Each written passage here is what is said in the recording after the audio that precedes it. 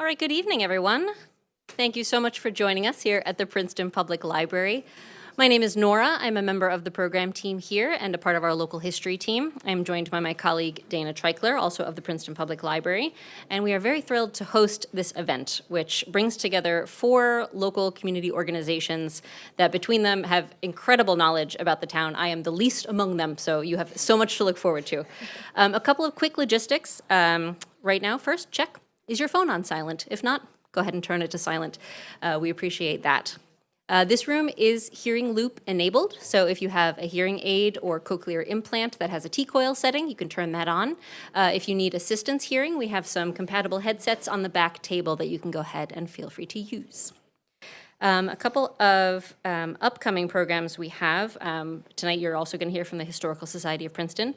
They are going to be joining us moving forward. We have 2 open archive sessions with them where they bring some of their treasures and you can come and drop by and view them and ask questions. The first is October 30th, where we will be looking at Princeton elections. And then in November, on the 21st, we're going to be looking at taverns in Princeton. That is a prelude to a presentation we have coming up in December on Princeton and New Jersey tavern life. So all of that is ahead of you. Please join us for all of those if you can. So house genealogy, here we are. The idea for this grew out of the really exciting things you can start to find when you look into the history of your house, including both the people who lived there, the beams that it's created from, the way it was created. This can be something you may need to find for building purposes. It may be something that you're just generally interested in, like who lived here, who was in this kitchen before me, or maybe you found something neat in your house, or you found an old picture, and you want to dive more into that history. So our program tonight is intended to give you the tools to do that research, whether by yourself or with assistance from a professional. The program we have tonight for you, our organizations are, of course, Princeton-centric. That's where we are. But we hope that you will take this inspiration so that if you're looking for information on houses or family members in other locations, you have an idea of the types of resources that might exist in other areas. So I want to do a quick, just letting you know who's here with us tonight. So we're here from the library. We have Stephanie and Paul here from the Historical Society of Princeton. We have Shirley Satterfield from the Witherspoon-Jackson Historical and Cultural Society, and we have Julie Capizzoli and Elric Endersby from the Historic Preservation Commission out of Princeton. We also have other representatives from the group. We have Roger with us and Elizabeth from Historic Preservation as well. After the formal presentation section, we want to open it up to your questions. So this whole panel will be available to answer those. We'll answer what we can in the moment. If there's anything that needs further research, we'll follow up with you. So let us know. So tonight we also have some physical examples in the room over here. So after the presentation, you're welcome to take a look at those. In the library, we have more in our second floor Princeton room, which you're welcome to join us to visit anytime we're open. We'll have some images on screen, and then again, we'll invite you to ask questions. I'm going to start us off by introducing you to the library and its resources. So let's get started. Dana, you ready? Yes. Okay, so as Nora said, my name is Dana Treichler. I'm an adult services librarian here at Princeton Public Library. Nora and I kind of run the Princeton room and manage our local history collection and holdings. We are by no means genealogists or archivists. We just have a passion for local history. It's just kind of the most fun part of our day-to-day here. The library is not an archive, but we're a place where people kind of don't know, they come here to get started, essentially. We like to turn people to the resources that can help them in any research inquiry that they have, in this case, house genealogy and local history. So we're oftentimes approached with a certain question. So some of the questions we get, first and foremost, a lot has to do with family genealogy in terms of house genealogy, which case we refer people to the Polk directories. Now, my counterparts at our wonderful partner organizations will go more in depth into each of those resources here, but first the Polk directories. So the library has directories going back to 1917. They're wonderful. You can look up where people lived by name, and then at a certain point, you can even look up by street as well. There's a lot of books we have at the library, including the directories, obviously books at the library. Library. That is kind of our first and foremost. So we have a book called Princeton Architecture, which a lot of people look to for Princeton architecture information. We also get a lot of questions on specific areas in Princeton. So Old Princeton's Neighbors is great. It gives an in-depth look into certain sections of Princeton, Kingstown, and the Jugtown section especially, too. We also have Footprints on Edge Hill Street are just a few of the books there. Our friends at the Historical Society of Princeton have Princeton History Magazine, which has some wonderful articles that people ask us information about. The moved houses of Princeton tends to be a hot topic. People, ask us either out of curiosity and things like that, and they have a wonderful article in there. That's one of our go-tos. Finally, when it comes to books and the print material we have on the shelf, we have the Princeton Architectural Survey. This was done in 1981 and contains architectural information on many of the homes in Princeton Borough and Princeton Township. Some of the other physical materials that the library has, we have a lot of maps. So while a map may not say that it has the information you're looking for on it, it's still good to browse all of them because you just never know if there's going to be a notation to a fence or a barn or a well. A lot of them are just very fun, and we have maps on a lot of different topics going back many, many years. Tracking malaria cases, topography, sanitation maps, and other types of surveys. They have a lot of interesting information on them. We have a couple over there that you'll be able to look at after the program. We also utilize a lot of online resources, so a lot of map collections from other institutions that have been digitized online. Over on that table there, you'll see a QR code when you can explore further. We have a map document that'll have links already prepared for you for other organizations like Princeton University, the Sanborn Insurance Maps, Rutgers Community Repository, Library of Congress, and Harvard's Geospatial Data Library. In addition to those physical resources, another one that we have is our microfilm collection. A lot of questions we get are questions about obituaries. We get questions about marriage or death records, birth records, sometimes information on school scores. People want to know how their team did in the 60s.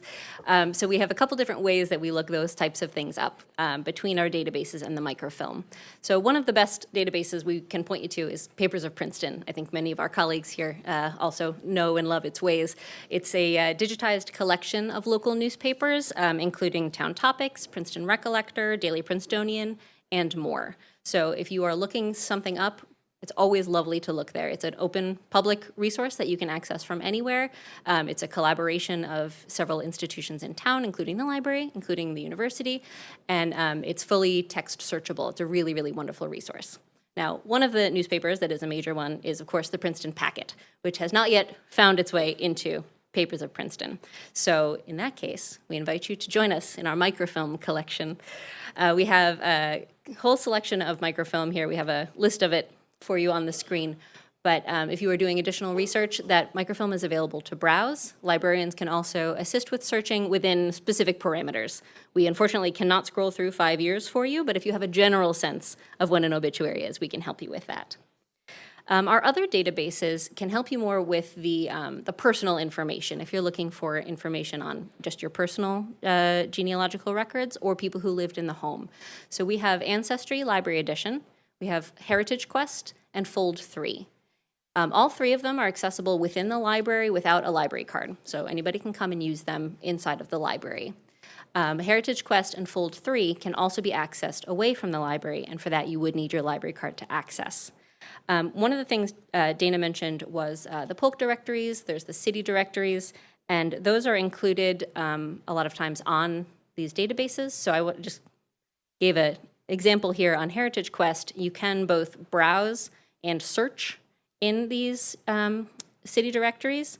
So you'll see on your left side what it looks like to just browse. You can choose your state, your city, or county. So depending on where you're looking, it'll be organized a little differently. And then it'll show you the years available to you. And then you can just turn the pages online like you would in person and scroll through and see what the town looked like that year. You can also do a search. So you'll see on the right side, I've typed in Princeton. And then in the keyword form, in quotes, you want the address that you're looking for. I would avoid using street, avenue, just because certain ones abbreviate a little differently than you might expect. Sometimes it's AVE, sometimes it's AV for avenue. Just go with the number and the street, and then once you have an idea of how they're abbreviating, take it from there. And then, for example, these are the types of results you might see. So you'll see an array over the years. You'll see all of these people who lived at that address. Some of the houses in Princeton, when you're looking back over time, that may include things like domestic staff, as well as residents who owned the house. So there's a lot of really cool information that can be found. And the library we're open a lot. We are here 9 to 9, Monday through Thursday, and then on Friday, Saturday, 9 to 6, Sundays, 12 to 6. So any of those times, please feel free to stop by to ask us to use any of our resources. You can use a lot of these from home, but again, anytime we're open, please come and ask us. We really like these types of inquiries, and we're happy to help point you to the resources that we have that can help you. And if we can't take you there, we then will turn you over to one of our partners, like the Historical Society. Please let me turn you over to Stephanie and Paul from the Historical Society of Princeton.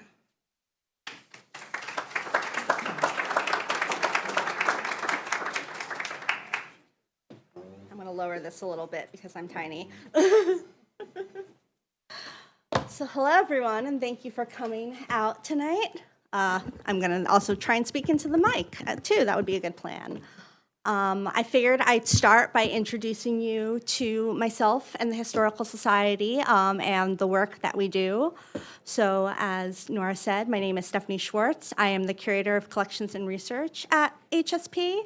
I'm an archivist in training, and I've worked at HSP in a variety of collection roles since 2012, and I currently oversee our collections management and our research services.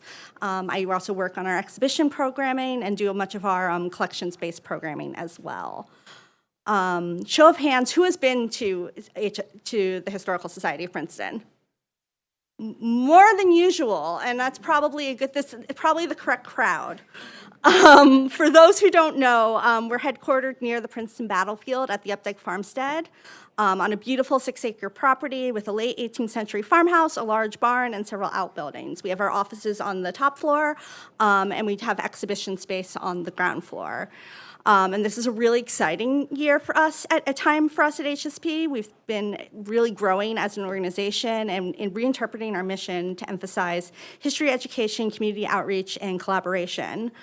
So we've really resulted in a strong vision for HSP as a hub for public history and as a steward of Princeton's rich, diverse history, past and present.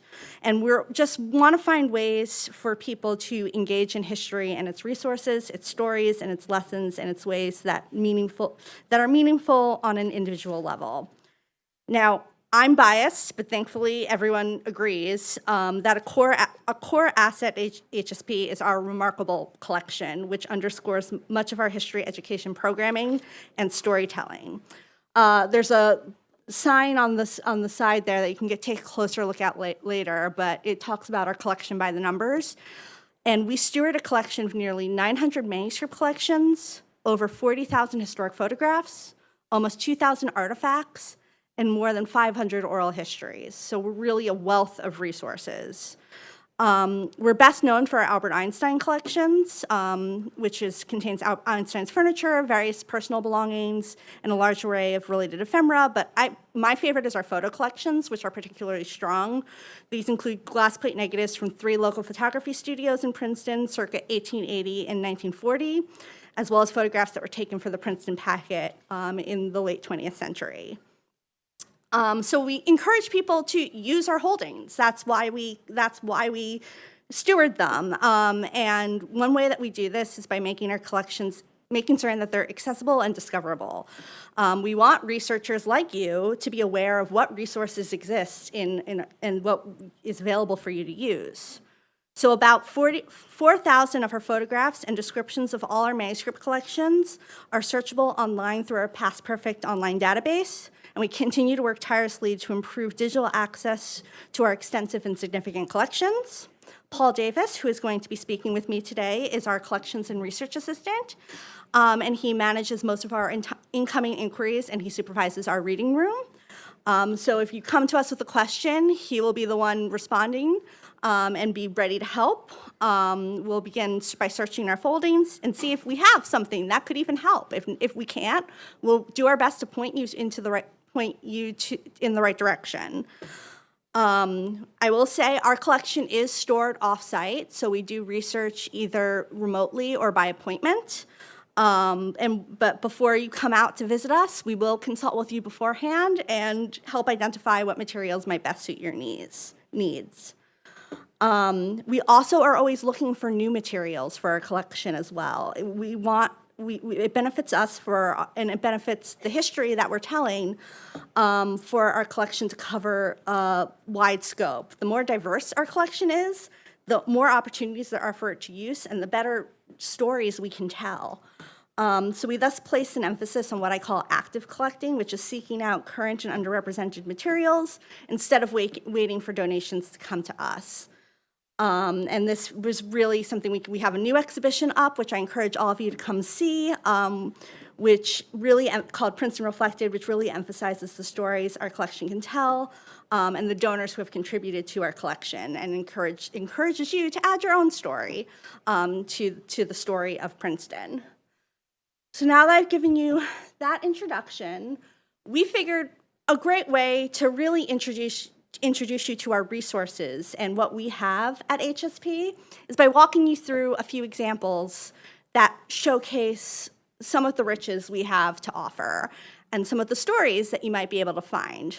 Now, as a disclaimer, we don't know as much about every house in Princeton as we do the two examples that we're going to be sharing.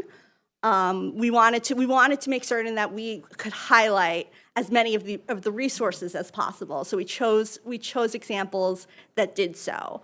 That doesn't mean we won't do our damnedest to find stories about your house should you come to us wanting to do so. So we are going to start. I'm going to make with our first example, which is 22 Dickinson Street, and Paul's going to lead you through that one. Thank you, Stephanie. My name is, as Stephanie said, my name is Paul Davis. I've been with the Historical Society since 2018, and I'm the Collections and Research Assistant.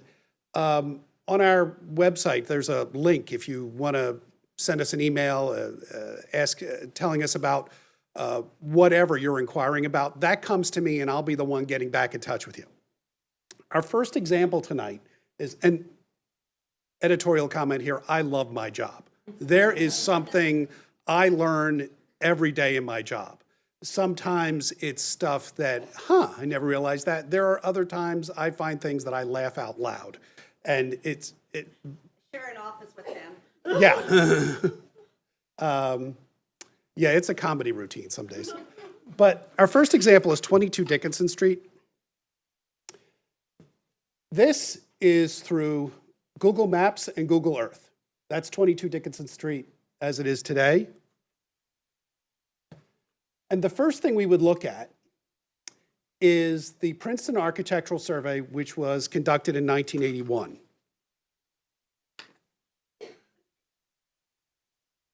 The survey is, what they did was they divided Princeton into sections, and then within each section is a description of each street, and then in turn a description of each house. This is the description of Dickinson Street. Dickinson Street was on land originally owned by Dr. Samuel Miller. The street itself opened in 1874. It was named after Jonathan Dickinson, the first president of the then called College of New Jersey. And by 1878, all but 2 of the lots were filled. The notation at the bottom is from John F. Hageman's History of Princeton from 1879. A lot of history books from the 19th century, they don't hold up. And also there's no bibliography, there's no notes. Hageman is pretty good, and it at the very least, it will point you in the right direction. But in this case, you can see this was the source for the information quoted in the 1981 survey.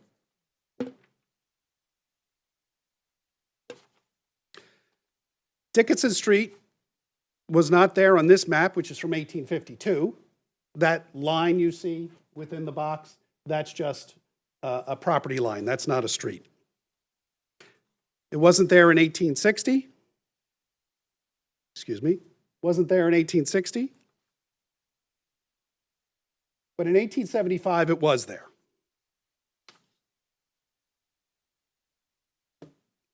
This is the architectural survey report for 22 Dickinson Street. And it goes into the structure. In 1980, when the survey was conducted, it was published in 1981, but in 1980, when it was conducted, the house was owned by the Princeton Theological Seminary.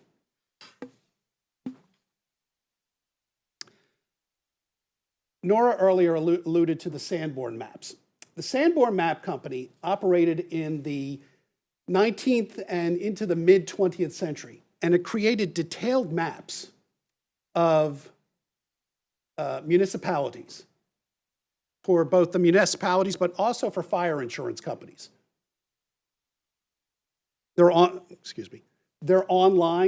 through the Princeton University Library, all except for the 1927 map, which we have at the Historical Society.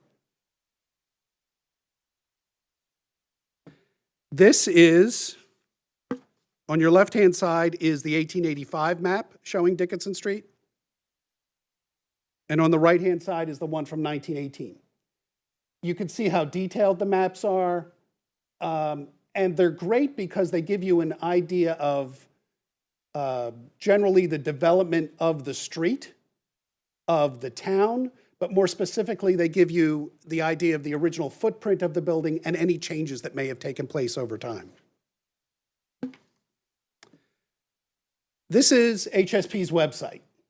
This is where you would go onto our digital database to look into things.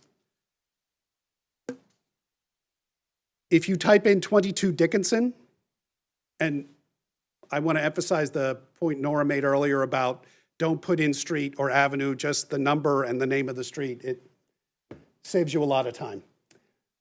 This is 22 Dickinson. This is in 1914. This is available on our website.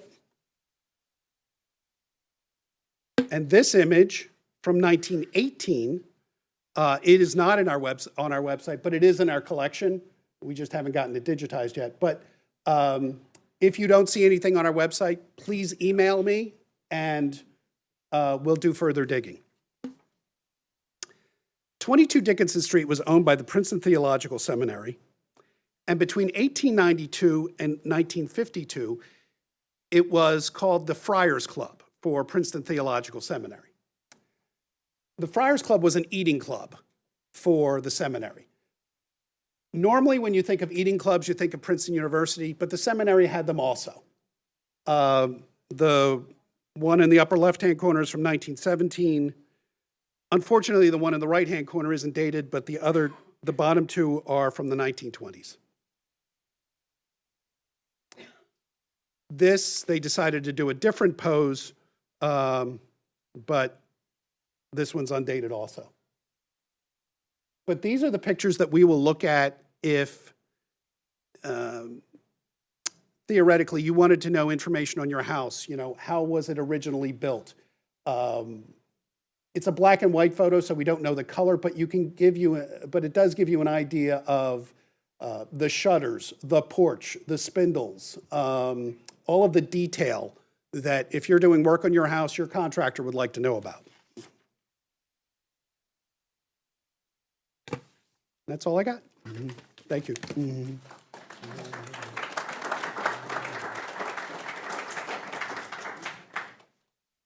Yeah, like we were saying earlier, only 4,000 of our 40,000 photographs have been added to our digital database.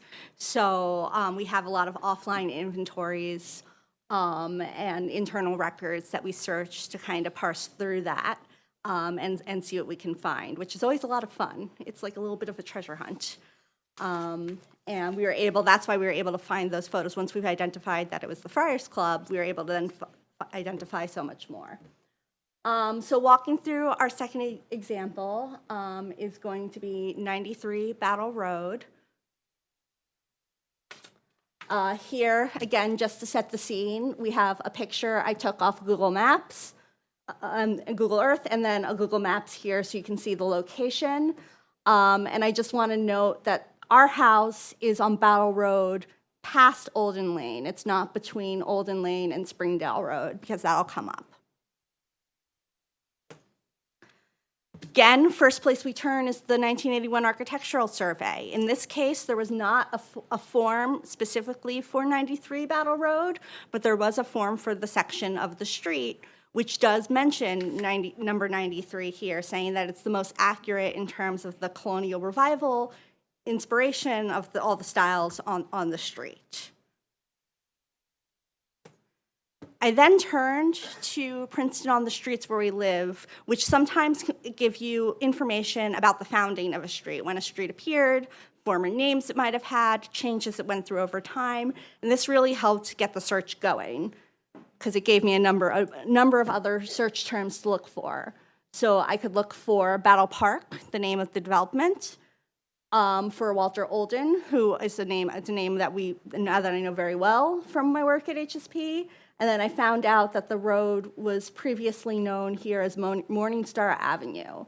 So yeah, this tells us that Battle Park was developed in the 1920s, the streets that we're part of, and then other things to look for as well.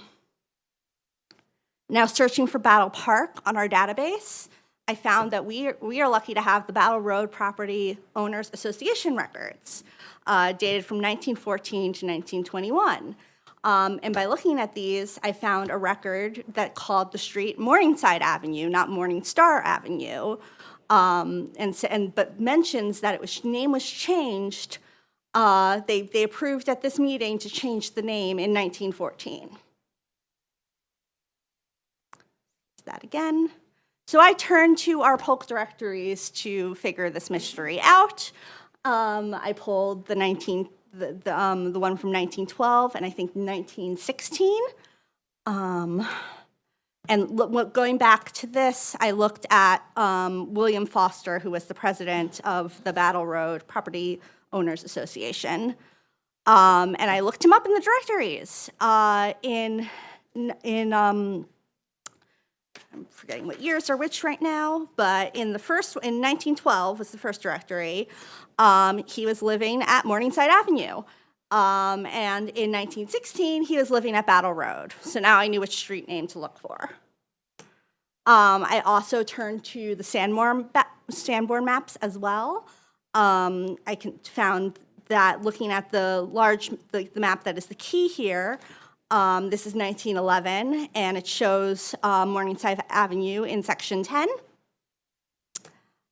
This is the 1918 key map, and here, Section 10, it's called Battle Road with parentheses, Morningside Avenue. However, when I pulled the specific map section itself, it doesn't cover our section of Battle Road that we are looking for. It doesn't go past Olden Lane, which is where our house is.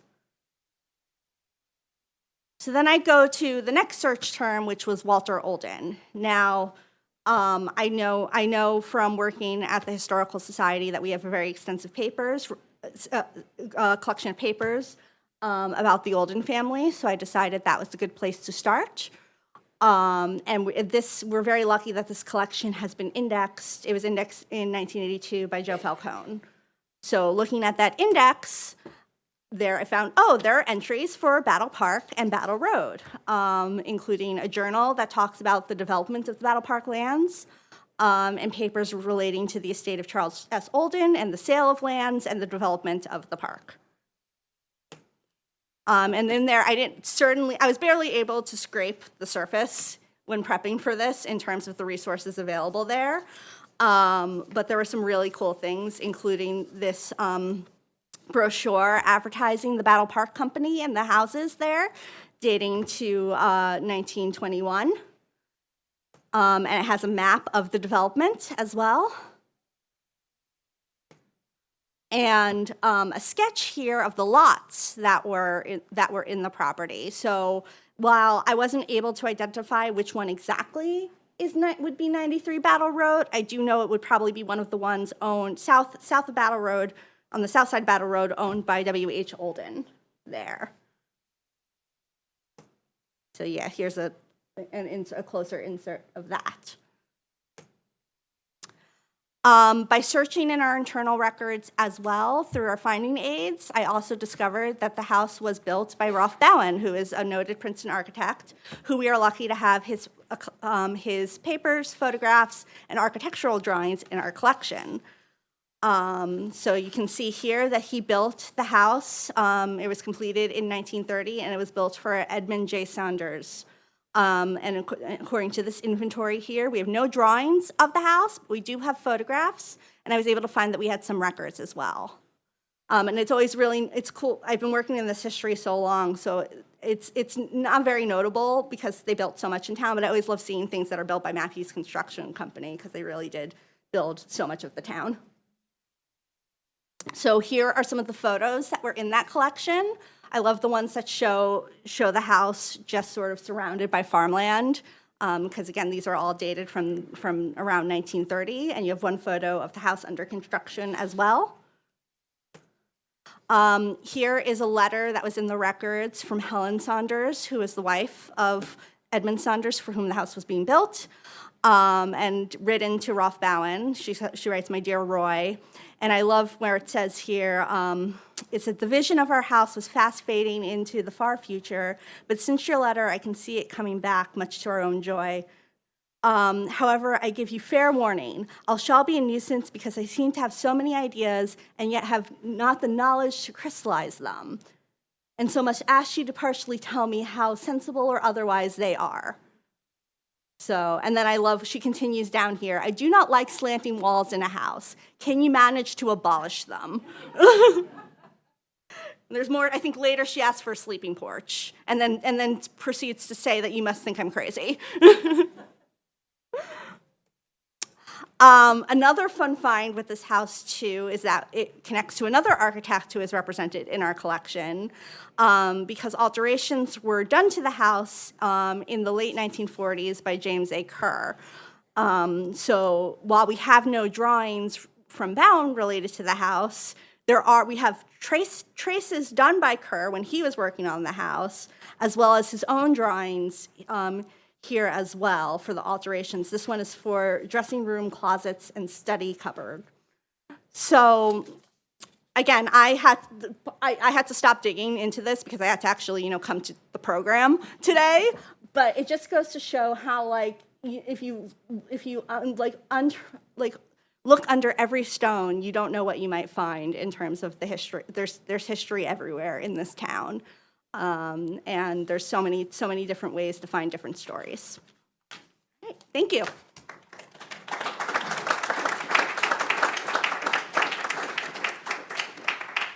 Thank you, Historical Society. I enjoyed that immensely, and I always love getting all of this detail. Next, we'd like to call up Shirley Satterfield, who is here to represent the Witherspoon-Jackson Historical and Cultural Society, and they focus on a specific neighborhood in New Jersey. Here was the detail for the Historical Society. If you want to grab them, that's Paul's QR code, leads you directly to Paul. All right, Shirley, you want to come on up? Good evening, everyone. Good evening. You're going to listen to somebody who was totally not prepared, because I thought I was coming to listen. I didn't know I was coming to talk. But I'm 6 generations of the Van Zandt Moore May family. When I left Princeton to go to college and came back, I said, well, nobody's talking about African Americans in Princeton. I was asked to join the Historical Society of Princeton, and that's when I said, well, let's do a tour, and before the tour, let's do an exhibit of African Americans in Princeton. And that led to training people to do a tour of this community. And then that led to talking about making it the 20th Historic District. And then that led to starting an organization, the Witherspoon-Jackson Historical and Cultural Society, which we started in 2016. to research, to preserve, and to share the rich history of African Americans in Princeton. Now, I do a PowerPoint, and unfortunately, I didn't bring it because I didn't know I was speaking. But I'll have some information to put over there to let you know. This community was segregated. It was Jim Crowed. It was redlined. And the only time that I remember white people coming into our community was to get people who came to work for them or to go to the hospital, which was then in Princeton. When I did the history, I learned a lot about what our families actually did in Princeton. We established and we sustained all of Princeton. We were the ones who worked in the clubs, every club. We were the ones who worked in people's homes. And then when we make it the 20th Historic District to try to keep our homes, we can't afford to stay here. So I decided what we need to do is to talk about the history of the African American community. And I don't know how many of you have heard my presentation or have gone on a tour, but it's eye-opening. And since I can't open your eyes today because I don't have the information, I just want you to know that at any time you want to hear about this community, just let me know. But I do want to tell you about some homes. And when you go down Witherspoon Street and you go to where Elements is, Elements was a home that was owned by Mr. and Mrs. Griggs. And Mr. and Mrs. Griggs had a restaurant. And the restaurant is where the parking lot is. It actually was called Griggs Corner, and it had a big sign that said Griggs Corner. Now it has a little sign that says Griggs Lot. But that's where Mr. Griggs had his restaurant for 40-some years. And the house where they lived is now Elements. If you went down further and went to the house on the corner of Green Street and Witherspoon Street, you see a house that's being refurnished. That is where Paul Robeson was born in 1898. And if you go down further, you will see a building on the corner of McLean Street and Witherspoon Street. And that was the first school for colored children. And when Witherspoon Street is going to be redone, I asked that that building, that's now an apartment building, look like it did when it was a school. My grandmother taught Paul Robeson in that school. I went to Witherspoon School for Colored Children, which is now the Waxwood on Quarry Street. So there's a lot of history in our community. And I hope that when we do the history of the homes, that our organization, Witherspoon-Jackson Historical and Cultural Society, can be a part of this to tell you the rich history that's in our community. And we actually lived, our families lived in other places. Our families lived at Battlefield, Battle Road. They lived in Jugtown. My grandmother was born in 1875 on Edge Hill. And I didn't know that until a man whose name was Gerald Brees. Anybody heard of Gerald Brees? He wrote a book about Edgetown, and he came to my home one day and he said, "Do you have a picture of Margaret Van Zandt Blackwell?" I said, "Yeah, that's my aunt." He said, "Well, she was born in this house. I don't know which house it is, and I don't know whether my great-grandfather owned the house or whether they were servants in the house, but that's where she was born." So we lived all over Princeton, but then we were relegated, as Mr. Floyd used to say, we were relegated to what is now the African-American community or the Witherspoon-Jackson neighborhood. So we don't call it the African-American community anymore because it's very diverse, but we want you to know that we were there, and we sustained all of those homes, and we took care of all of the people in Princeton. So I'm sorry I don't have but I have some pictures. So I'll put them over here, and if you have any questions, just let me know. And if you want a tour, just let me know. And the next thing we're going to do is we're going to look for a place for a museum, because all the history is in my house. And my daughter said, "You got to get rid of this history." So we're looking for a museum. So if you have any ideas, if you want to contribute, if you want to help us out, let us know to keep this history going. Thank you.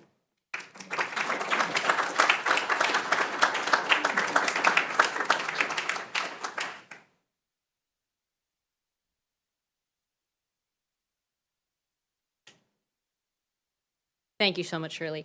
If you have not spent any time with Shirley yet, she has endless stories about just fascinating corners of town. She can tell you really almost anything about anything, as can some of our next speakers. So we're going to call up Julie Capizzoli from the Historic Preservation Commission, part of the Princeton municipality. She's going to get us started with their portion. A little bit. Thank you. I just wanted to clarify the difference between what the Historic Preservation Commission does versus the other organizations here. So the commission is a 9-person commission that was where all the members are appointed by the mayor. And we work to do a number of things, but one of the things we do is we take applications on alterations for houses in historic districts, and then we look at the changes and vote on whether we approve or deny the preservation plan. So we have here our historic preservation officer, Elizabeth Kim, who is an amazing resource in town. We also have Shirley Satterfield, who's on our commission, Elric Endersby, who's on our commission, Roger Shatskin, who's on our commission. And our primary job is to take these applications. Now, we have hundreds of houses in the historic districts, and I'd like to point out that the Witherspoon-Jackson district was created after our consolidation, and Shirley was a major part of getting that district established. I'd also like to point out that 22 Dickinson was one of the applications that we reviewed, and I know that the people who worked on that building are also here and are great resources. So Pineo Construction, what is the developer of the current developer of the property, and there were some, fairly significant changes that occurred because of that restoration. And so the Preservation Commission looked at all of those changes, advised the developer, and then approved the restoration plan. So that's our primary job. But like I said, we do get involved with the designation of historic districts. It's a long process, and that process is in the ordinance. So Elizabeth Kim is an expert, and she can advise you if anyone here is interested in making their neighborhood an historic district. We also are tasked with creating a mission to inform the public. And we usually don't have time for that because we're so busy reviewing and recommending to the planning board or the zoning board our findings on these preservation plans. So we're always interested in other organizations to help and support us. And so that's why we're so delighted to be here with the Historical Society of Princeton and all the other organizations like Shirley's that are also part of the town. There are 21 historic districts in Princeton, and like I said, Witherspoon-Jackson alone has almost 400 houses, so we have potentially a lot of work to do. Our meetings usually occur the third Monday of the month at 4 p.m. in the municipal building. They're open to the public, and so we're always welcome. We're always welcoming the public to come and also to make comments. So I guess that's about it. If you have any questions about the Historic Preservation Commission, you can ask myself or any of the members that I talked about here, and we're happy to answer questions. Thank you.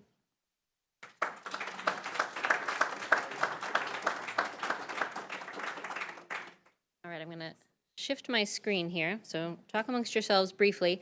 And as a reminder, we do have some physical items here for you following the presentation that you can take a look through. A lot of The resources that we've talked about, we have examples for you over there, including maps. We have books. We have the architectural survey, which you can see in a series of binders over there. And you'll also find some QR codes to take you to further resources. So please join us over there following the presentation. All right, Alric, you ready? No. Pop that up for you because you're nice and tall. And then you'll just go. Thank you. I'm sort of coming home. I was born on Witherspoon Street. And I also that was 11 days after the first issue of Town Topics. I also was the one who's, 50 years ago this coming spring, we started the Princeton Recollector, and I did a large part of the 500 interviews you mentioned. So yeah, I've been around the block once or twice. I've been working on this for a long time, and I hope it doesn't, I hope it comes closer to the way that I look at buildings, not through books as much as I'm really looking at the buildings. But I want to give you some notions about some of the identifying avenues that you might start with. Dating. Dates can be wonderfully useful, and they can also be extremely vexing when you discover that, for instance, this is Worth's Mill. Worked there many years ago. The Worth's, this is the barn actually where we worked. On the back of the barn was this monogram, which looks like an M. It's an upside down W. It's a reused stone.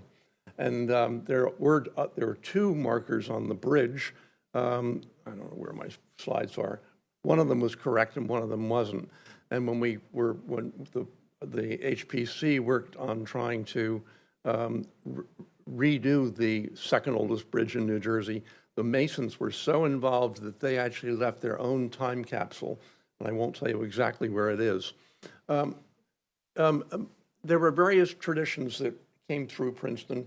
One was the Quaker tradition, and that is exemplified in many instances by brickwork, which includes vitrified bricks and often has the initials of the owners and the dates. The 1751 is of the Rogers House down in Mercer County Park. That's a 5, that odd-looking thing that looks like it should be a truncated 6. The other one is the Braley House. Those are the only local examples until we discovered one just in the last year. That's the bridge, 1792, and that's I've copied the way that one stone is. I can't find it, even though we worked with those masons. The other stone, which shows the mileage to New York and Philadelphia, is back in place. This is a house we moved, the Barn Company, which I've been part of for 45 years. This is a house we moved from one end of Hopewell Township to the other. And interestingly, because when we disassembled it, we actually found a date on a brick behind a mantel on the second floor. May 8, 1787, with the initials EB for Edmund Burroughs, who was the person who built the house. Connie Greif, when she came through, noticed that the nails in the house were actually cut nails which had hammered heads, which was a transitional feature which existed from about 1780 in Philadelphia until just about 1800. And so knowing that this house was built at this time was instructive about other buildings which had the same feature. We did, I've been interested, sometimes the barn raising for a building will have a date on it. And I've been looking up what day of the week they are. Most of them are Saturdays, as you would expect, but other ones are not. They're Wednesday or Thursday or whatever. It's hard to believe, but almost 25 years ago, we put up the barn, which is now the Visitor Center at the Howe Living History Farm, and used the date for that event. This is a barn in Ringo's. The doctor has left on the swing beam, which is the largest beam in the barn, his full name and date. He also had it on the edge, on the gable end. The other one is on a foundation stone of a barn north of Clinton, And it must have been a person who cut stones, because he's got in the stone, he's carved in some of the tools that he used as a gravestone cutter. And underneath are a whole bunch of broken stones. Graffiti. Barns and houses have lots of it, and it's fun to find. These are all different examples. Sometimes they're dated. Many times they're done by farmhands, and you get some sense of their attitude toward the farmers. And they'd scrawl all over things. And then in one barn, the farmer himself had written fools' names like fools' faces, always found in public places. This is kind of neat. These are 4 different examples where scratched into the frame itself are 2 of these, or 2 of them are houses, upper left and lower right. The other upper one is for a Dutch barn, and it shows 2 possible angles for the roof, and the other one is an English barn. I had a lot of other material, so it doesn't always carry through. When we have both Dutch and English houses represented in the township, this was a Dutch house. It's one of the few that has survived in Princeton. It's on Pretty Brick Road. It's now been completely encompassed in a house that's about 5 times its size. But you can see what it looked like in the 1930s as an abandoned house. I had a telephone conversation with the architect, class of 17, the university, who helped out the Steps. Mr. Stepp was a coach at the university, and it was a charming house when they lived there. It's now, as I said, it's hard to find it. It's hard to visualize it. This is the smallest original section of a house I lived in down in Dutch Neck, one of Bryce Thompson's houses. He couldn't care less what happened to the house, and he would actually rent to people like us because he really didn't care. He just knew that once he sold the land, the house would be torn down, and our house, Buttonwood, was torn down. It was about 3 times this size. 5 of us paid $375 a month for a six-bedroom house, 1 bathroom. The reason why I gravitated to the house was the mantel in the largest room was so special. I don't think it started for the house. I think the house was older. The door, which you can see in the upper left, faced south. It did not face the road. That's something to keep in mind when you're looking at old houses. That's true for both Dutch and English houses. But when I moved, the mantel moved with me. It's now in my dining room below. It's quite wonderful. This was a house we disassembled not too long ago down in Chesterfield, in Columbus. But the reason why we took it was that the ceilings in both on the first floor and second floor were completely covered with paint, and they put up plastered ceilings later on. So the paint, that's the original paint, and it's vibrant. This is an English house, and actually it has that pent roof that you can see. It had a pent roof which went around one side and one gable end. Only 17 feet wide, but 27 feet deep, 2 rooms on each floor. One of the cool things is sometimes when you're disassembling old buildings, you find things like these samples of wallpaper. Cliff Zink, who I see is here, was party to a partial disassembly of a house down in Arneytown, and one of the smaller rooms, we still have a mantel from it, was the wallpaper with the sort of snake-like pattern, which is quite wonderful. The colors are vibrant. Again, you can see this is a Dutch frame, H. Bentz, a whole series of them. Cliff and I found this on the way back from Englishtown one Saturday morning. No one was at the house. We were pretty sure from the road that the shape of the building wasn't the wagon house that it had become, but it was a house. And sure enough, we got inside, and again, there was a lot of original paint, but in this case, the whole place, the whole main room was stenciled. And I have samples. I brought all this other stuff, and I left the box out in the car. But I have samples of the wallpaper and samples of this, and because I have pieces of the actual plaster, it has the colors. One thing you'll notice with old houses in New Jersey, you've already seen a couple of examples, are the exposed chimney base, which was true again of both Dutch and English houses. Most of these examples, I think these are also mostly out on Long Island, but it was from there that a lot of the early settlers, Dutch settlers, arrived. The gambrel roof that you see at the bottom of the page is customary and much more frequently in Long Island than in New Jersey. It's rare here. Although when you were mentioning one of the buildings was torn down on Nassau Street was the original Nassau Hotel. And one of the photographs that you have at the Historical Society shows, you can see the outline on the gable that it was a gambrel roofed house. This is an extraordinary house that was just disassembled, not by us, in Pennington. I've never seen anything else like it, even close.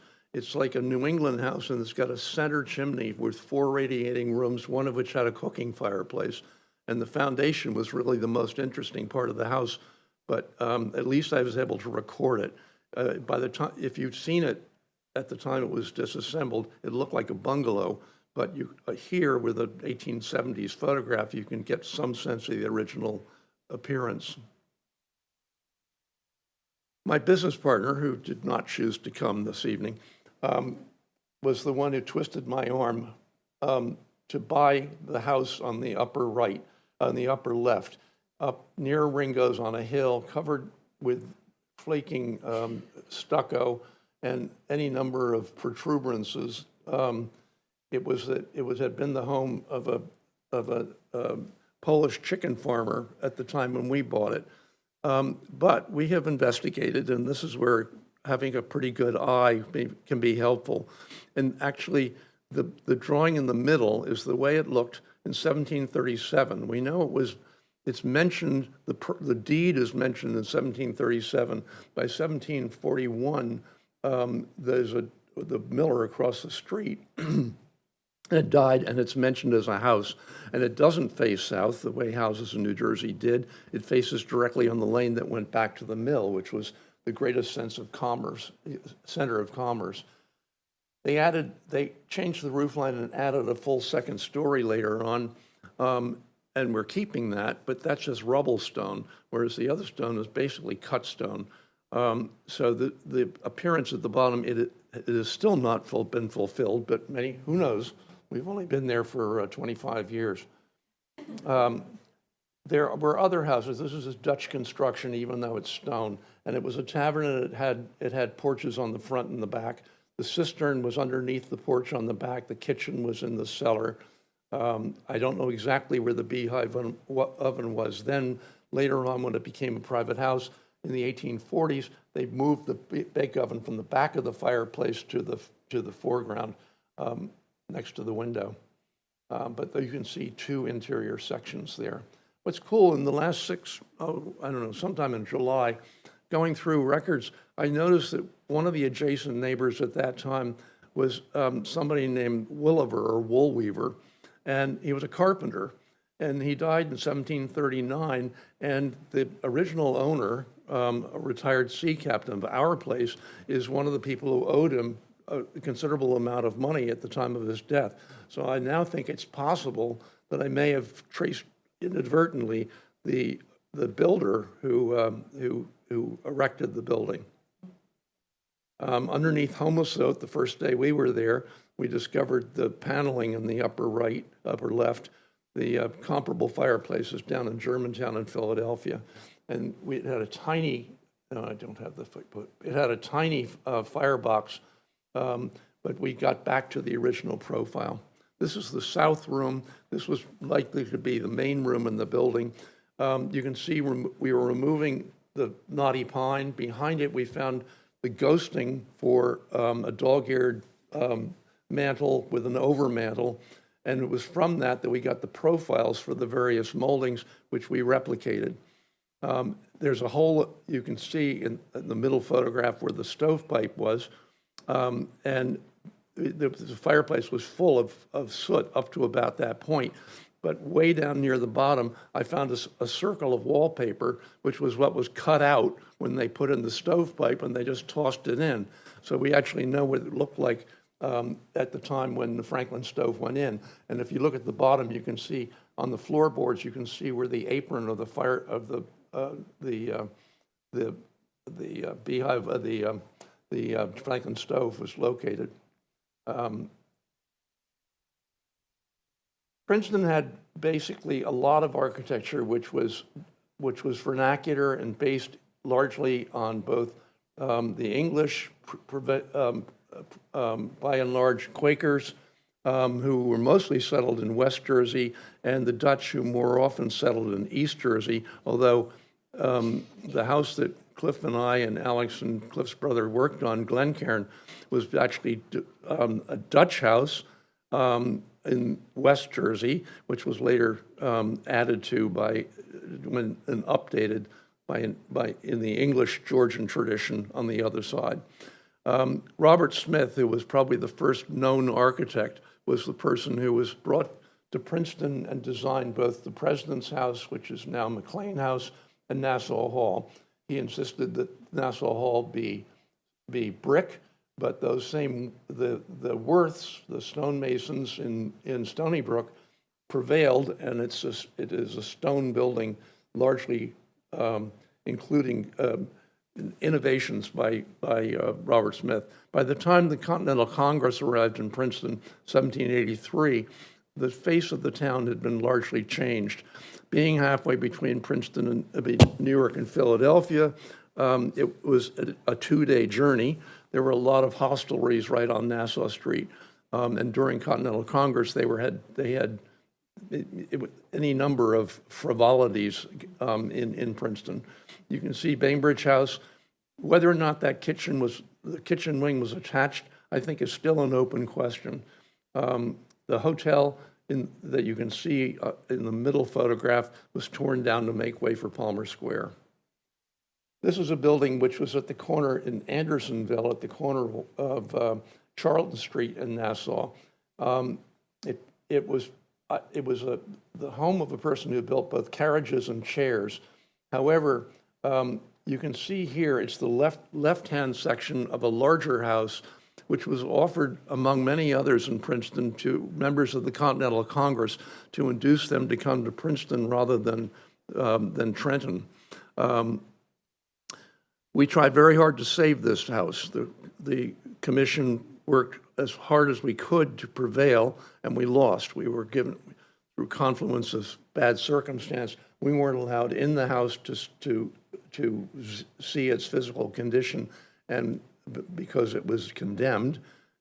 Once they got their approval, they couldn't understand why I was interested, but they let me have anything I wanted, including the staircase and the mantelpieces and that doorway and whatever. So some of it survives. That beautiful woodwork above the doorway had disappeared between when Connie's book came out in the 60s and when they took it down. But the mantel that was on the second floor, which I had seen many years ago, was obviously cut by the same person. When I took that fan light out, I discovered that originally there was a semicircular fan light, which was broadened after the fact. And this is the way you may remember that building. Because it was not elegant in its appearance, it was easier for people to see no difference in what was being proposed and what was there. These are features that individual carpenters would use, and it's interesting when you're looking at buildings from that period to get a sense of whether or not they fit, and if they do, like I found two that are very similar, and they help give a sense of whether or not there may have been the same people working on more than one of these houses. When we were working on Glencairn, we went to every house we could find, which was built at the same period, because there were missing features which we were able to adopt from other places. The first-story staircase, for instance, has balusters, which you can see on here, second to the left, from Bainbridge House, and we copied those because they were built within 3 years of each other. Before that, before the age of Robert Smith, they were simpler. And these are all buildings mostly in Princeton, some of which you wouldn't recognize as being particularly old, but in fact, the staircases survive. Same thing with stair brackets.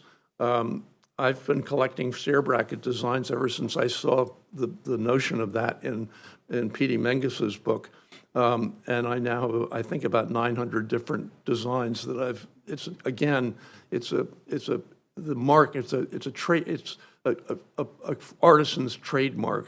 The one that we found at Glencairn is the one that looks the most like furniture in the middle row at the far right. Two chimney breasts. The one on the left it's not there now, it was 2 years ago, at the 342 Nassau. The other one in the Flemmer House, which was a Van Dyke house, for which we published a full issue of the Recollector by a woman who grew up there when it was still Dutch speaking, and there were slaves in one half of the house and the family in the other half, all getting together for prayers in the morning. This is a little house. This is a mantle, a chimney breast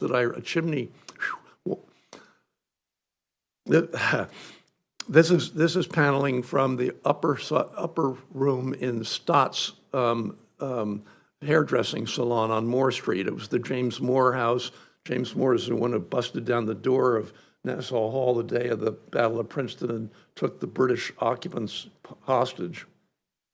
This wonderful wall of paneling is one that I remembered from years ago and went back to see at 344 Nassau, which until our last hearing was slated to be gutted, the entire interior gutted by the same people who tore down the building in Andersonville.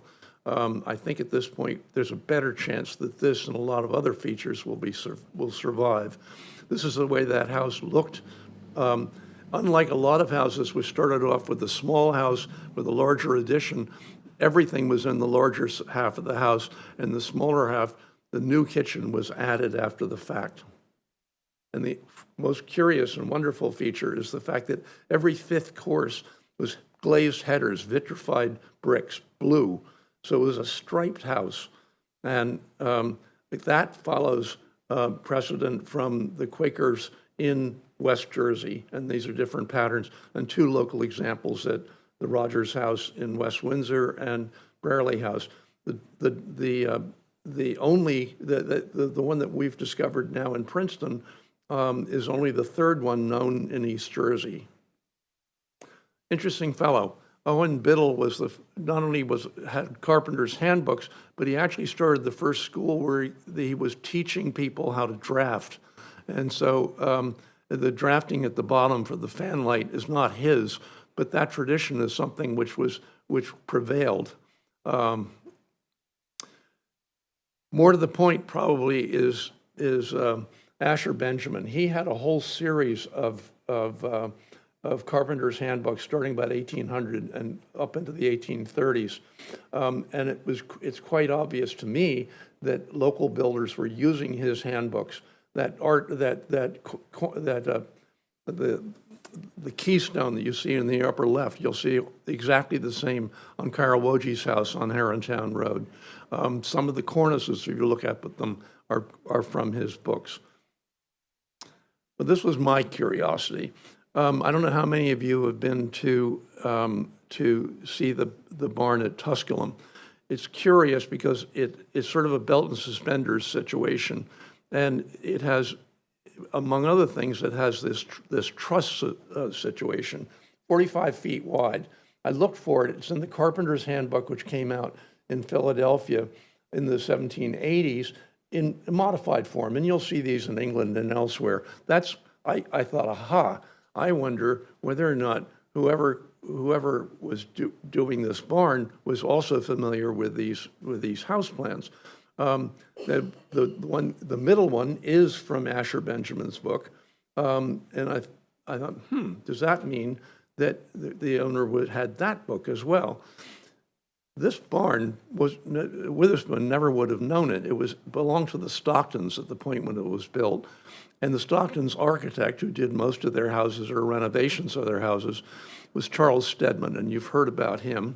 One of the features that's prevalent that's exhibited at Tusculum is this semi-elliptical arch over the doors and the winnowing door, even though there's a truss directly above it, and the weight, instead of going down to the ground, is going down to the arch. You can see that what was Borough Hall, Thompson Hall, torn down in 1974, had semi-elliptical louvers. They're now, we have them in a barn, but looking at these houses on Alexander, look at the Capitol at the bottom, and look at the Capitol that that is just to the right of it. The one to the right is the one that's on that house at 29 Alexander. The one at the bottom is in Asher Benjamin's book. He had that book. And the interior, just like developers now, all the glitter is on the outside wall. The interior's very severe, much more so now because the seminary has seen fit to remove all the plaster. On the other hand, that means that there's an opportunity for briefly to see the framing. Here's some more Asher Benjamin designs. To the upper part of it, double house on Alexander. To the lower, right here on Witherspoon Street, just down on the west side of Witherspoon Street. Take a look up at the third floor. All the people who are trying to save Stedman houses in Mercer Hill and elsewhere should spend a little more attention looking at some of the other examples right here in town. And surely your church also has this on the gallery. This house had a fire a few years ago, and we discussed possible renovations at HPC. I got the opportunity to go in and measure the building. You can see that even though it was Victorianized, this is the house that was the building directly opposite University Place. They put storefronts in there very early, but all the stuff on the second floor reflected the earlier use. This is the terminus for the newel post at the bottom of the stairs in that house. Asher Benjamin's drawings at the top, the actual example at the bottom. And in here, I finally got a chance to see some of his framing. You can see on the lower one, for instance, just under the eave, what he had. And you can see now to the color photograph is the stair hall, and the whole staircase was exposed, including a through tenon and one of the studs at the landing. So I should say that the one at the bottom was the only example of Stedman's framing which was exposed, a house that was torn down to make way for the Woodrow Wilson School in the 1960s. And the other one is the one that was where the wall vanished on Edgehill Street, and somebody lit it so that you can actually see the framing. And you'll see a lot of similarity between that and the one at the bottom of the page. Cliff, through Candy Willis, was working on the church up in Harlingen and discovered this is a document. It's the only one signed by Charles Stedman himself. And you can see that there. I transcribed it. Brings up some interesting points. He talks about the fact that studding should be a certain distance apart, and rafters should be a certain distance apart. Floorboard should be a certain depth and whatever. And now when I'm looking at Stedman houses, I'm trying to see if those features prevail. And he had a lumber list for everything. Can you imagine 75-foot long timbers being drawn up the dirt road that is now 206 to get to that church? But it's fascinating because now you have the church and you have the list, and you can figure out where they went. There's a gallery, and that has the dimensions for that. And then the most interesting thing to me was the roof, because getting back to Tusculum, I wanted to see the roof. The design at the top is from Asher Benjamin. The design at the bottom is that church. And the one at the top is 60 feet wide. The one at the bottom is 60 feet wide. If you go down that list, you can see that the post in the middle, the king post, is a certain height, and the two queen posts are a certain height. And you map that out, and then you take the two stretches of rafters, and they filled the weight, the juncture is immediately above those timbers. And you can count the floor joists for a 5-bent barn, and it's exactly correct. Know this building? You should. It's across the street. This is the corner store. The doorway is still there. And you may know it better as Toto's, or now Momo's, or the bread company. It's about to come down. And last summer, I got a chance to crawl up through an unwitting resident's closet into the attic to start doing measurements up there, because only there and in the cellar could I really figure out what was going on.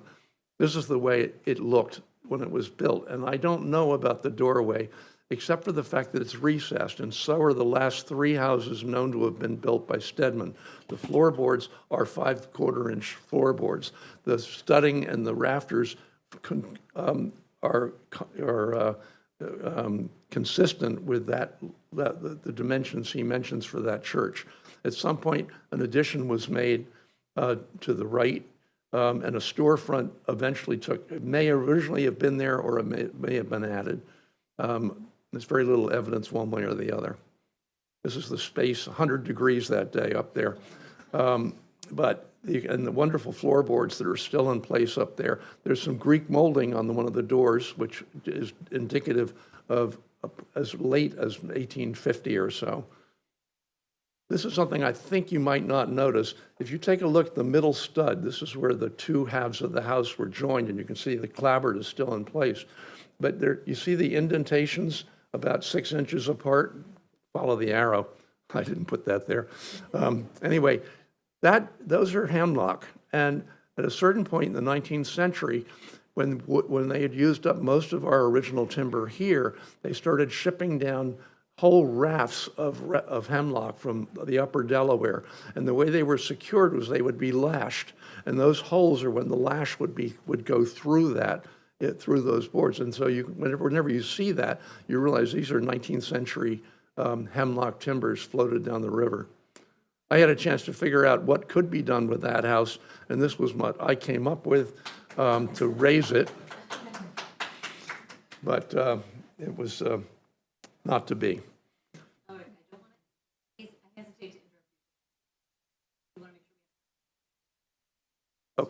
Okay. I'll just, no comments. This house was torn down 1980.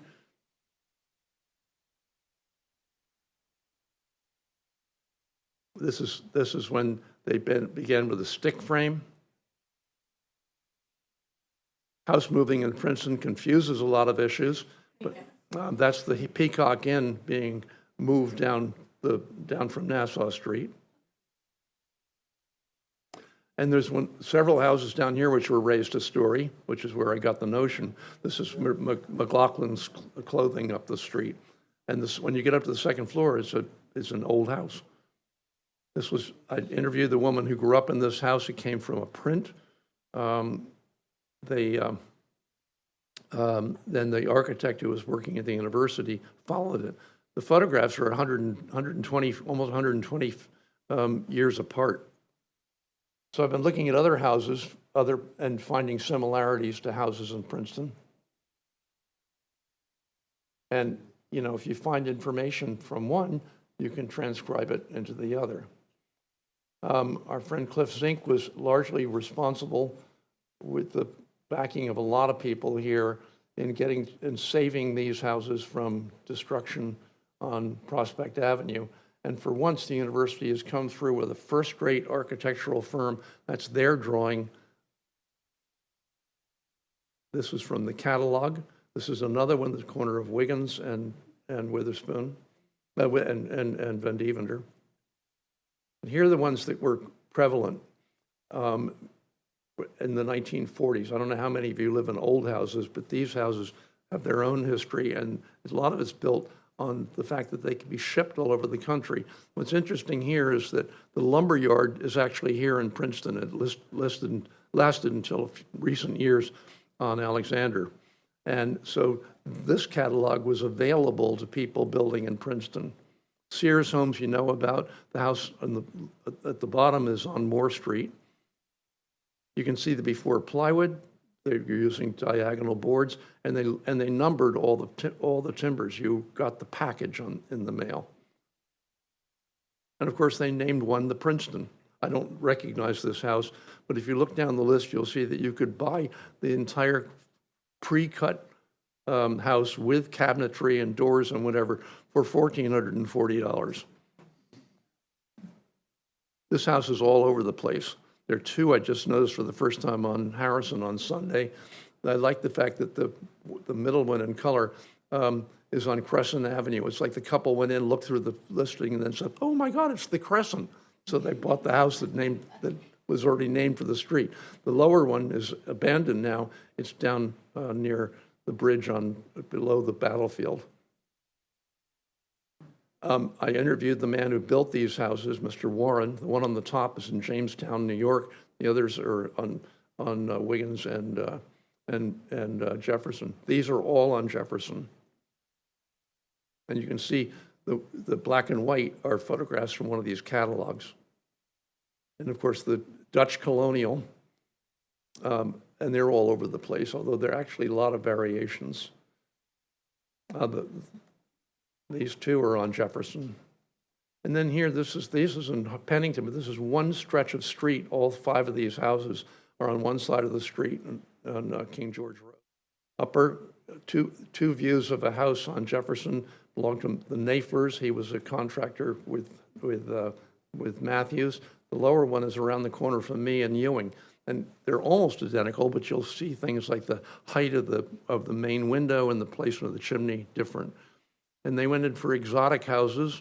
Actually, the one on the upper left is on Linden. The other one, another one is on, I think, anyway. Royal Barry Wills. There are various examples. The one in color is on Elm Road. There's another one out on Carson Road. I drive by the Alhambra every day. That's in Hopewell. I was there this morning. This is actually a design from one of these catalogs, really based on Frank Lloyd Wright's work, and that is on Route 31. And this one I love is the middle picture is the way I looked at it this morning, but you can see that it features a lot of things, in many cases moved around, but from the house. 4 houses across the street from me, 3 of them have been bought by the College of New Jersey, and I assume like they own more than half of these bungalows, and I'm afraid they're going to tear them down. The one house privately owned, since I started this, you can see the plan from one of these books. He's added that carbuncle on the lower right. Where was the HPC? And finally, this house, many of you know, but or don't know, it is the Locke House way back from the road off of 206, but it started in the sculpture garden of the Museum of Modern Art. And in 1950, Mr. Locke Sr. talked to Marcel Breuer and convinced him to do the same house, reversed, mirror image. And it's now vacant, but it's available, I guess, on a very private piece of land. Thank you for your indulgence.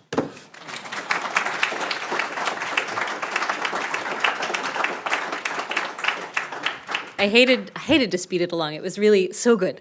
But we do want to open things up to questions. Again, I hope from this presentation you've gotten an idea of not only the wealth of resources that are available to you right here in town, but the different ways that you can look at your house and its history. Again, whether it's in Princeton or you're looking at houses elsewhere. We have our microphones up here. My colleague Dana and I will run these mics to you. I'm going to ask our panelists if you want to come up. Feel free to, we'll take a moment. You can bring your chair up to the front here, and we'll open things up to questions. My question is, even before I have an address, I'm looking for where my ancestor lived, and I found this sheriff's sale article in your Princeton papers from 1873, but it talks about degrees and chains and links, like to try and figure out where the property is. I don't know how to go about starting with this information. Does anybody have any ideas? Oh no, are we stumped on I the could first hear question? the screen, but I couldn't hear the question. You want to repeat your, I'm sorry, repeat your question. I'm trying to find this property for my ancestor. It's from 1870, an article from 1873. And it describes the land in terms of degrees and chains and links from a stone on William Johnson's property. How do I find where this was located? Johnson's not an easy name, but there were quite a few Johnsons out Rosedale Road, and they're buried out there in a little cemetery down off of Brookstone. It's not maintained, so you may not find the names. And the farmhouse was torn down about 30 years ago at the Edel farm. That was a Johnson farm. The Edel farm was the Johnson farm. It was one of them, but yeah. Because, no, I know the cemetery, But that's those where they're maps are buried. great. We have an 1860 map, and I'm sure you have it here. And it has all the property owners between Philadelphia and almost up to Morristown. And so you can actually you can plot where it is. And unfortunately, Johnson, you'll find a lot of Johnsons, but at least it's a start. Maps are great. Thank you. Any other questions? Yeah, good. Oh, this side of the room is active. How long a link or a chain is that you can find in a textbook on land surveying.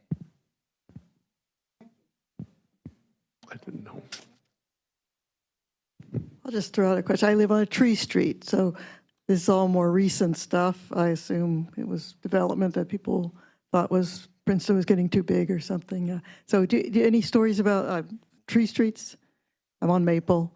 I didn't hear all of it, but you mentioned the tree streets. Yeah. I know that we published something at one point about somebody who was part of that silk fiasco, the beginning of the 19th century, and he lived on Pine Street. I know that, and there are a lot of Mulberries, I think, still in that area. A lot of Irish families in Princeton lived in the Pine Streets way back when. The Sanborn maps are good for the tree streets because they developed, there's not much there before 1900, and then right after, you can watch the streets fill in by looking at successive Sanborn maps. And it'll have, Pine Street had 2 lumber yards, for example. And the Sanborn maps do delineate what the functions are for various buildings.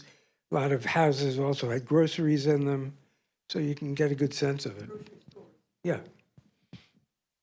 Before A&P. How about this side of the room? We feeling, got any questions over here? Yeah.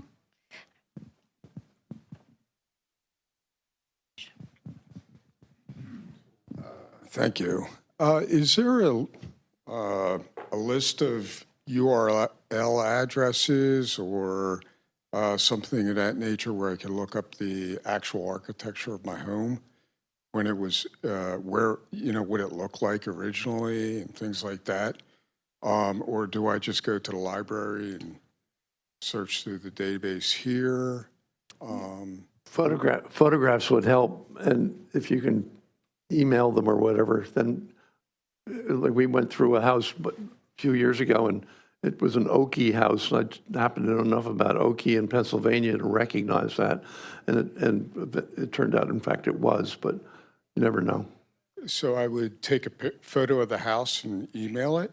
Well, some features that you think are represented, but the exterior, something like the staircase or a mantle or whatever, so that you get some sense of the character of the building. Okay. Yeah, gotcha. a lot of times we don't know about a house until someone asks about it, and then that's what gets us to look into its history. So in that sense, it's when you come to us and say, "What can you tell us about this building?" That's when we find things out. Okay, so I could come directly to Yes. you? If- Okay. All right, thank you. Oh, sorry. Yeah, perfect. Yes, you can scan Paul's QR code up there and ask him your questions. Yeah, hi. Do you know if there's any construction photography of Palmer Square, like progress photography from the 30s? Yes. Palmer Square. What about it? Construction, Palmer Square construction photos. It was very well documented, and we have the Thomas Stapleton papers in our collection, and he was one of the architects involved with that and the developer. So yes, there's a lot of that. In around 1929, Edgar Palmer graduated from Princeton University, and he looked across Kings Highway, which is Nassau Street, And he said, this looks like something that could be like Rockefeller Center. But he couldn't do it in the 1920s because, this is what I talked to, because it was a depression.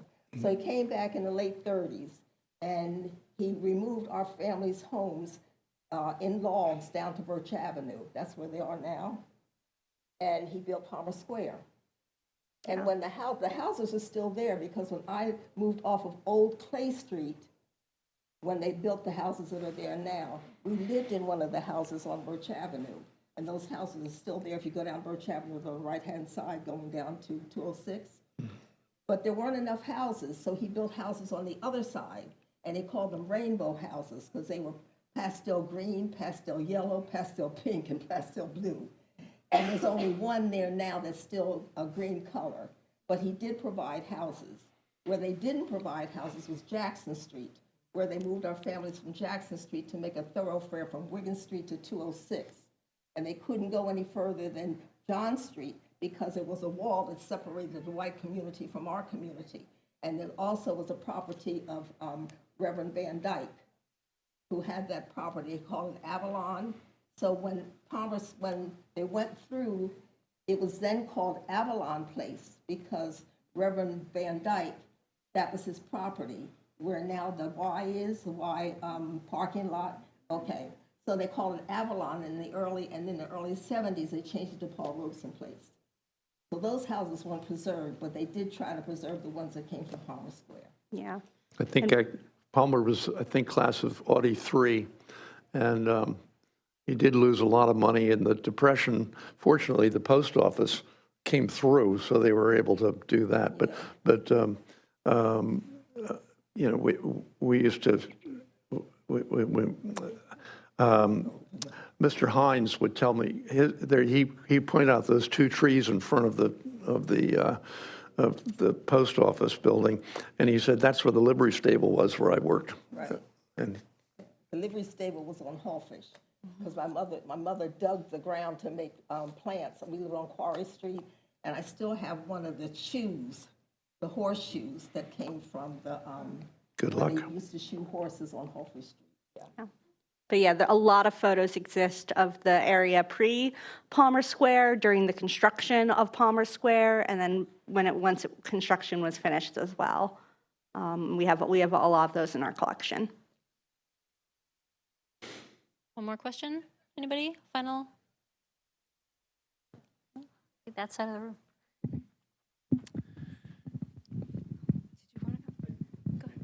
Had a question, but maybe I want to talk to one of you afterwards. I think Stephanie has helped me look in the archives. I've got a house. Unfortunately, it's not in Princeton. It's just over the border, so they didn't have anything. Where would I go to figure out what I want to do with this house? If it's if we were one of the largest historical societies I know in the area, so we did get a lot of things from a variety of different areas, so of the surrounding towns. We were one of the first ones established. If otherwise, I would look to other local institutions that might have had claim to that land at some point and see what they have, or look at the state level. Right. Yeah. At some point, I'm going to get up to the Somerset County Clerk's office because apparently they've got archives. But in terms of looking at the house, like more forensically, you know, the Historical Preservation Committee guys, that's like volunteer, right? So you have day jobs? Do you consult? Just to clarify, so for the Princeton Historic Preservation Commission, That is a full-time thing? we just review applications of people who own historic houses and want to alter them in some way, maybe make an addition or something like that. So it's a pretty different route than like the Historical Society. Right. But it sounded like, I think, Elric, did I catch your name right? You have a lot of background in looking at these houses. So. look, I have a couple of thousand books on American architecture, and they say, you read all that? I said, I've read about 3 of them. I look at the pictures and I look at the buildings and I learn from those. And anyway. I guess my question is, do you do consultations? Consultations? Yeah. You could twist my arm. Montgomery Township. No, it's Montgomery Township. It's the Princeton, it's like Cherry Valley Road, the north side of Cherry Valley. Call Richard Porter, he lives in Hopewell. He's a historian. He does a lot of wills and inventories and things. And start with that. I mean, do you know what date it was constructed? Early 1700s for the old part. Okay. Yeah, he might be a really good. You could also check the databases, like Ancestry, Heritage Quest, and directories and things to see if the address comes up there. So it's Dutch, Albert Terhune, named all his kids as several other Terhunes. I see. All right. It gets messy. Our final question over here. Yeah. We actually are in a Stedman home, and just were wondering, I know those homes had been moved, so if you go back in to the original date, I have 1830 as the house. Does that mean that that was when the house was built, or when it was moved, or, is there a way to go back and really find out from previously where it was placed, moved from, and... I noticed Mr. Elliott's name, as he was one who started the Historical Society back in the 30s, and he lived right in that area. And I'm interviewing people whose families had lived in some of those houses, like the Einstein house and the Signs old house next to it, which were moved from where Brown Hall is, I think it is, on the seminary campus. So there is, I'm pretty sure that between Elliott and Hageman, there's probably some sort of record of that, right? Those Yeah, are the I'd sources. say we have a pretty decent inventory of houses in Princeton that have been moved. I know the Historical Society did a whole exhibition on it. There was an article published in our journal that the library referenced earlier. So that would probably be the place to start, with the new address, and then going from there to figure out where it was moved from. Thank you, and can we thank our panelists one more time for a really fascinating discussion?